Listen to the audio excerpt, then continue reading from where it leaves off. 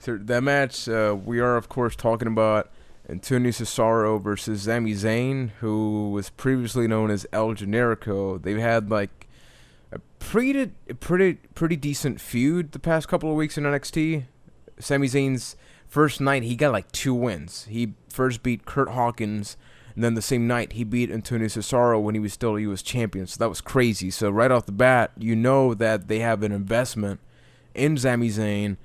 So this week we got a 2 out of 3 falls match, and I have to say that is probably the first match that I've ever stood up during the ending sequence. I actually stood up because I was just amazed at Antonio Cesaro, who I will say time and time again is my current favorite pro wrestler anywhere. Yeah, that match was unbelievable, and I really liked how it started off with a bang. Zayn just like jumps over the ropes, takes him down, and like that the first fall happens right away, which you don't normally see. Like I like how they paced it. Yeah.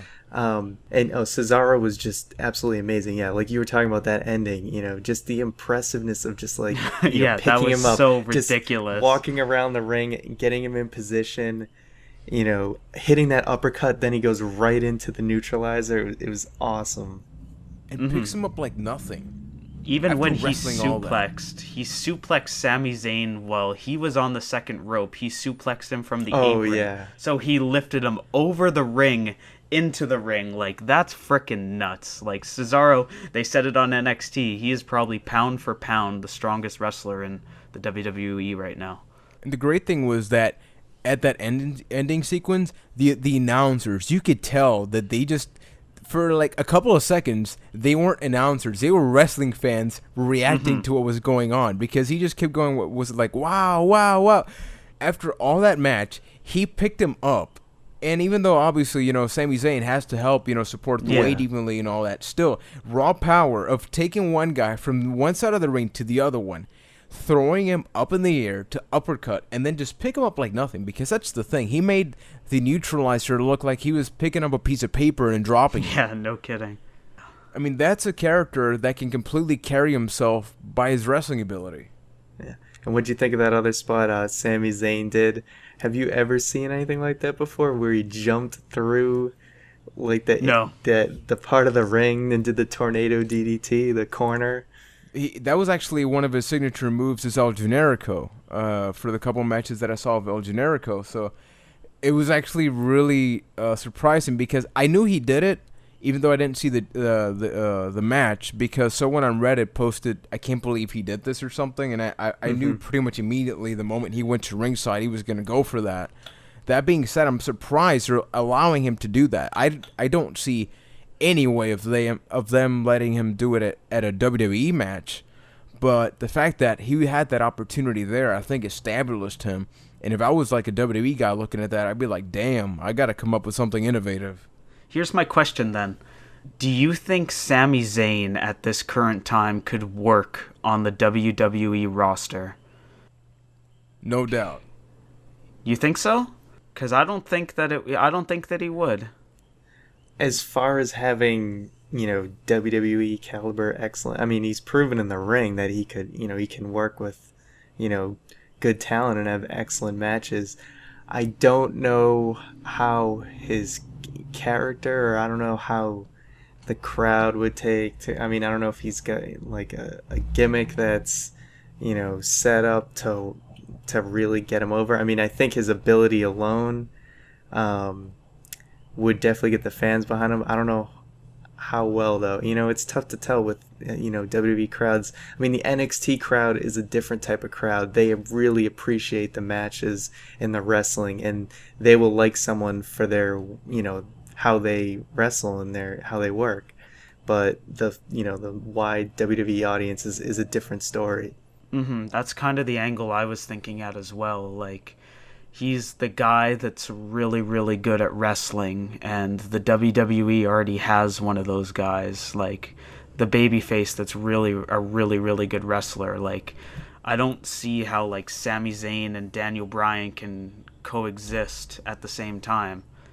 I actually completely disagree, because the same thing was said when CM Punk became the guy. They saw.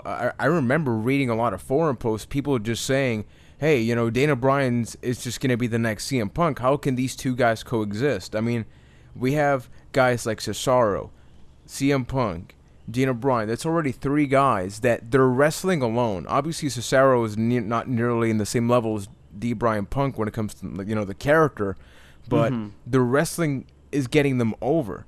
And I think that not only is this not the reality era like some people are saying, I think once again, like I said at the beginning of the show with Dana Bryan being a classic wrestler, we're actually going back in time. We're actually going back to having wrestling matches.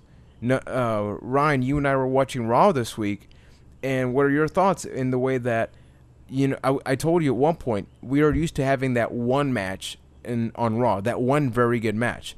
And we had two. We had the gauntlet match, but we also had, Curtis Axel take on CM Punk, and that was actually a pretty decent match, too. Christian had an all right match. So there were a couple of things. We are consistently seeing wrestlers sort of show up. I think you were thinking more the Christian Orton match was, I think, the second great match. I mean, Curtis Axel and Punk, I mean, that was more on sort of... That was more Punk, of a fight than a match. Yeah. Really. But I mean, as far as the wrestling matches, I'm thinking you were probably more referring to the Orton Christian match, which was excellent, and they always work well together. But kind of back to what you were saying about if Zayn could get over, I mean, you could look at him sort of how Cesaro is now in WWE, where it's, what I mean, he puts on excellent matches, but the crowd still hasn't really gotten there with him yet. It's like, obviously in NXT they love him because he's, because of his ability, but you know what I mean? He's still not fully there with the crowd in WWE. So that's what I'm thinking, like, having excellent matches alone just doesn't get you there. Honestly, I think one of the best things that could happen, and it kind of breaks my heart to say it, is if Cesaro went back on his own away from Zeb Coulter. Like, just so he doesn't have that whole we the people thing. It's kind of bogging him down, in my opinion. Like, I feel that Cesaro should be a main event player, and I don't think he needs a manager to do that. I mean, I think he's got to work his way there, to become that main event player. Obviously, he can hold his own, but I mean, at least Zeb, I mean, he's got a good talker behind him. They just haven't really done anything with the Real Americans, but I think that's better than when he was on his own. Does he need to work his way up there though? Like, I mean, he main evented Raw a couple weeks ago and had one of the best matches on Raw in recent history. Well, he needs to work his way up there with the crowd kind of embracing him one way or the other as a heel or face. He's not, even though he can have excellent matches and hang with the best of them, he's not believed to be a main event guy. With Cesaro, honestly, I think the reason that he's not really going to be moving up that much is because of guys like Randy. Randy's a character now that we know we can definitely devote time. He doesn't consistently switch between face and heel like guys like Ryback and Del Rio.